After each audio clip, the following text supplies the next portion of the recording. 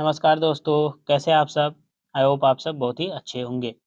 आज के इस वीडियो में हम सब हिस्ट्री इतिहास के जो है चैप्टर 5 है जिसका नाम क्या है यात्रियों के नज़रिए, इसका जो है सब्जेक्टिव और ऑब्जेक्टिव मोस्ट इम्पोर्टेंट क्वेश्चन लेके आए हैं जो कि 2000 जो है 12 से 2025 तक में पूछे गए हैं। उन सभी प्रश्नों का इसमें लेकर आए हैं। तो आप लोग इस वीडियो को शुरू से लेकर अंत तक ज़रूर देखें क्योंकि इसमें जितने भी क्वेश्चन हैं सभी मोस्ट इम्पोर्टेंट है और जितने भी मोस्ट इम्पोर्टेंट क्वेश्चन हैं वही लेकर आए हैं। तो चलिए बिना देरी के क्वेश्चन की ओर आगे बढ़ते हैं। पहले हम लघु उत्तरीय और दीर्घ उत्तरीय प्रश्न देखेंगे जिसके short type and long type question. चलिए पहला क्वेश्चन देखते हैं। पहला इम्पोर्टेंट क्वेश्चन है कि किताब उर रहला पर एक संक्षिप्त टिप्पणी लिखें। दूसरा क्वेश्चन है इब्न बतूता और उसके भारत यात्रा वृत्तांत के बारे में आप क्या जानते हैं? इन दोनों प्रश्नों का एक ही आंसर लिखना है।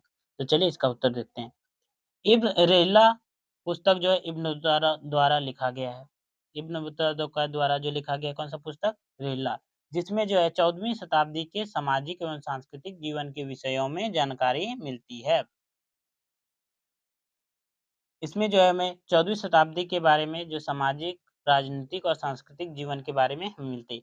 इब्न बतूता का जो ये रहला पुस्तक है इसमें विशेषकर मोहम्मद बिन तुगलक के शासन काल के समय के प्रमुख नगरों, इमारतों, जो है रीति-रिवाजों, डाक व्यवस्था, प्रशासन व्यवस्था, सामाजिक व्यवस्था एवं जो है क्या है, संचार व्यवस्था के विषय में महत्वपूर्ण जानकारी उपलब्ध कराती है या मिलती है।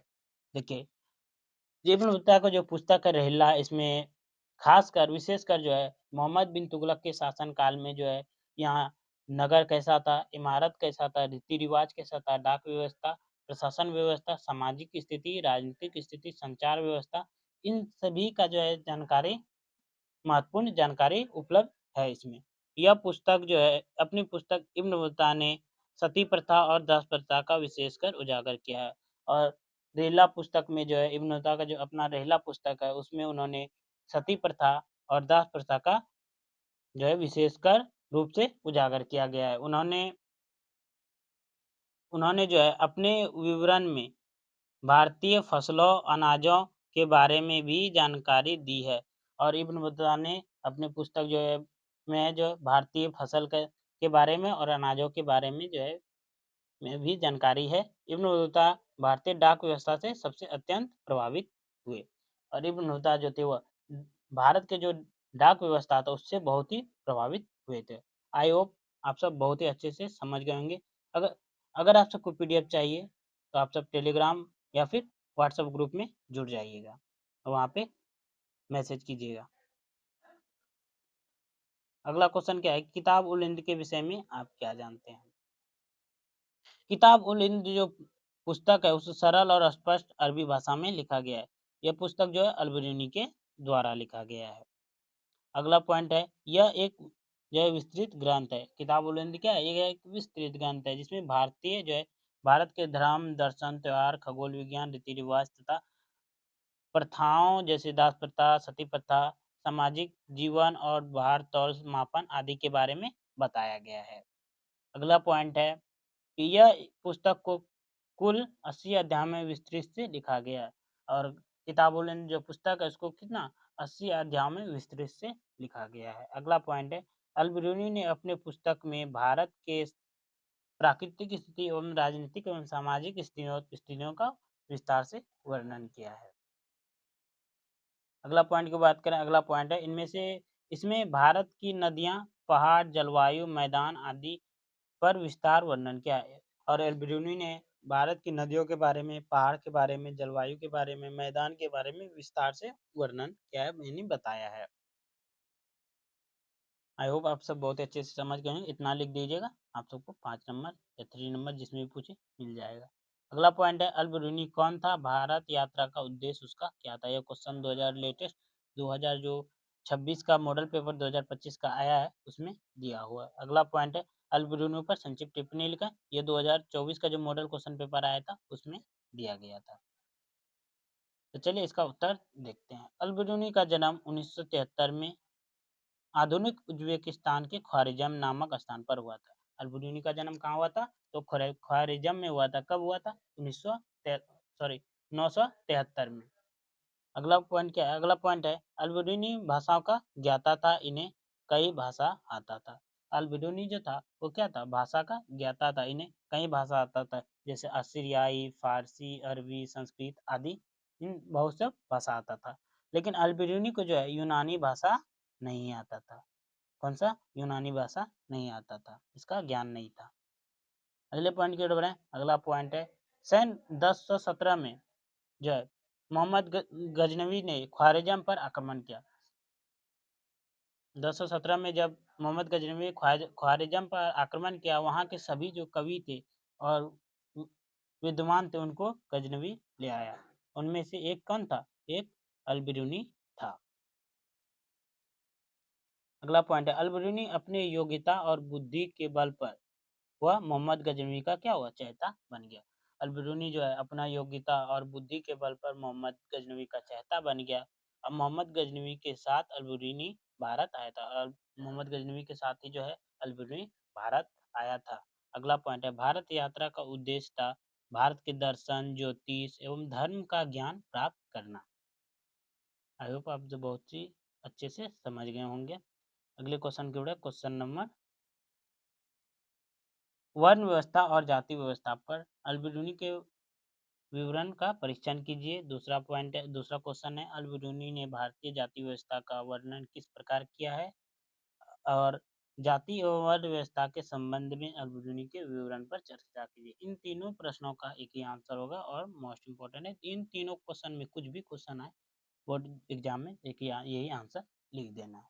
तो चलिए इसका उत्तर देखते हैं। अल-बिरूनी के अनुसार भारतीय समाज 4 वर्णों में विभाजित है। पहला है ब्राह्मण, क्षत्रिय, वैश्य और शूद्र। इनमें से सबसे छोटा जाति कौन है? सबसे जो बड़ा जाति है वो ब्राह्मण है और सबसे छोटा जाति शूद्र को माना जाता है। अगला पॉइंट है अल-बिरूनी वर्णन क्या है कि हिंदू ग्रंथों के अनुसार जो है ब्राह्मण का जो जन्म है वो किससे हुआ? ब्रह्मा जी के मुख से हुआ है। तथा क्षत्रिय का जो उत्पत्ति है, जन्म है, वो कहाँ से हुआ है? ब्रह्मा जी के भुजाओं से। वही बात करें वैश्य का उत्पत्ति तो ब्रह्मा जी के जंघाओं से। तथा जो शूद्र की उत्पत्ति है ब्रह्मा जी के चरणों से हुआ है। अगला पॉइंट क्या है? अगला पॉइंट है अल-बिरूनी के अनुसार भारत समाज में 4 वर्गों में अलग-अलग दर्जा प्राप्त है। देखिए अल-बिरूनी के साथ जो है भारतीय समाज जो है चारों वर्णों को जो है अलग-अलग दर्जा दिया गया था, पद दिया गया था, अलग-अलग काम था चारों वर्णों का। पहला बात करें ब्राह्मण का। ब्राह्मण का जो है सबसे ऊंचा जाति का माना जाता था। इसका कार्य था शिक्षा देना लोगों को और पूजा पाठ कराना। दूसरा क्या है? दूसरा है क्षत्रिय। क्षत्रिय का कार्य था शासन करना, प्रजा का देखभाल करना और युद्ध लड़ना। दूसरा तीसरा पॉइंट है वैश्य। वैश्य का कार्य था व्यापार करना, कृषि करना, पशुपालन करना।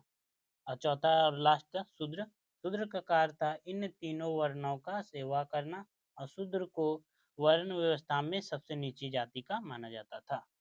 ठीक है, शूद्र को जो है इन इन तीनों वर्णों का सेवा करने का दर्जा प्राप्त था और शूद्र को जो है इस वर्ण व्यवस्था में सबसे नीची जाति माना जाता है। यहाँ पे इन चैप्टर के जो जितने भी मोस्ट इम्पोर्टेंट सब्जेक्टिव क्वेश्चन थे लघुत्तरीय और दीर्घोत्तरीय वो खत्म हो चुके हैं। अब इस चैप्टर के जो है ऑब्जेक्टिव क्वेश्चन की ओर आगे बढ़ते हैं।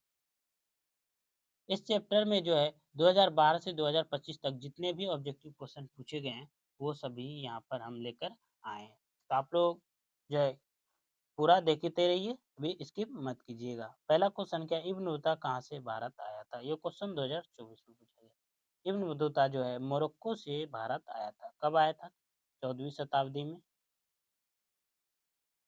कब? 14वीं सदी में, याद रखिए।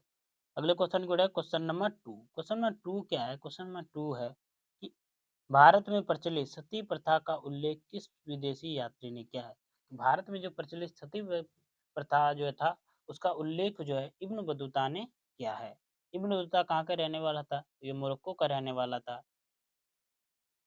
ये क्वेश्चन 2023 में पूछा गया है। क्वेश्चन कब पूछा गया है? 2023 में, याद रखिएगा। अगले क्वेश्चन को क्वेश्चन नंबर 3। अल बिरूनी ने किताब उल हिंद की रचना किस भाषा में की है? क्वेश्चन 2020 में पूछा गया। अल बिरूनी ने जो है किताब उल हिंद की जो रचना है वो अरबी भाषा में किया है। ऑप्शन नंबर जो ए है वो राइट आंसर। अगले क्वेश्चन पे क्वेश्चन नंबर 4। क्वेश्चन नंबर 4 क्या है कि अल बिरूनी किसके साथ भारत आया था? ये क्वेश्चन 2015 और 19 में पूछा गया। अल बिरूनी जो है वह मोहम्मद गजनवी के साथ भारत आया था। ऑप्शन नंबर जो ए है वो राइट आंसर। अगले क्वेश्चन को है क्वेश्चन नंबर 5। क्वेश्चन नंबर 5 है किताब उल हिंद अथवा तहकीक हिंद की रचना किसने की?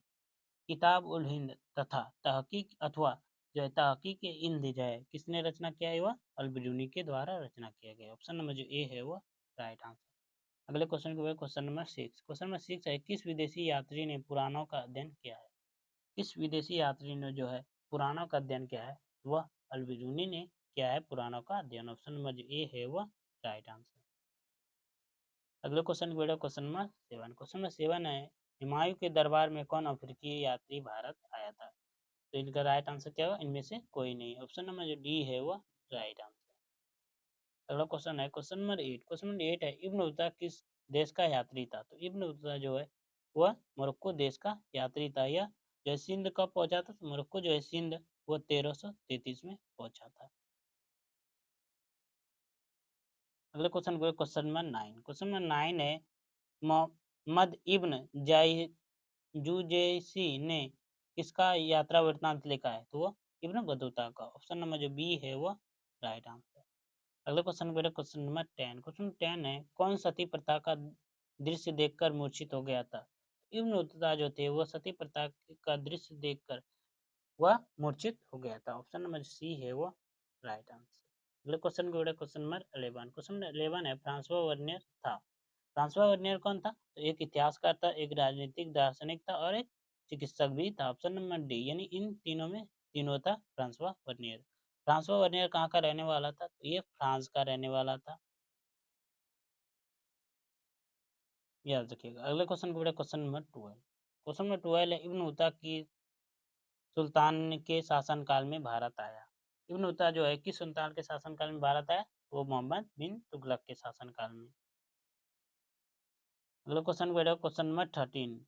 क्वेश्चन नंबर 13 है इब्न बतूता ने भारत की यात्रा किस शताब्दी में की थी? इब्न बतूता ने जो है भारत की यात्रा 14वीं शताब्दी में किया था। ऑप्शन नंबर जो 4 है वो राइट आंसर। अगले question question number 40। Question number 14 है इब्न बतूता सिंध कब पहुंचा? इब्न बतूता जो सिंध है वो 1333 में पहुंचा। ऑप्शन नंबर जो 2 है वो राइट आंसर। ये क्वेश्चन 2018 में पूछा गया, मोस्ट इंपोर्टेंट। अगले question question number 15 Ibn Battuta ने राजदूत के रूप में किस देश की यात्रा की? तो चीन की यात्रा की। ये मोस्ट इंपोर्टेंट क्वेश्चन है, याद कर लीजिएगा।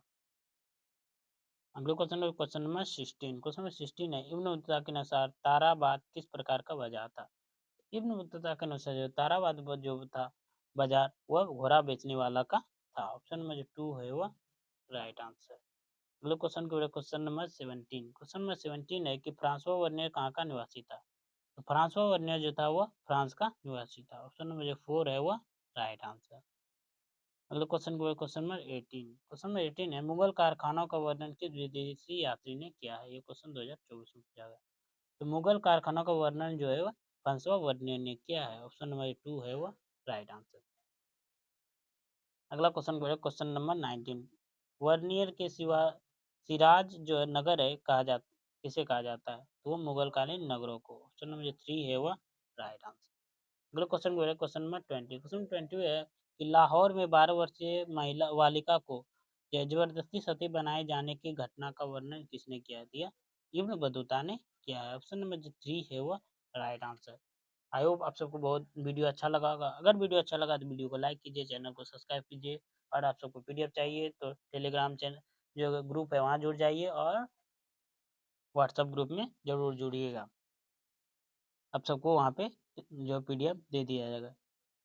अगर और वीडियो को लाइक कीजिए, जो भी नए बच्चे हैं वो वीडियो को शेयर जरूर कीजिएगा और सब्सक्राइब जरूर कीजिएगा। चलिए मिलते हैं अगली वीडियो में। जय हिंद, जय भारत।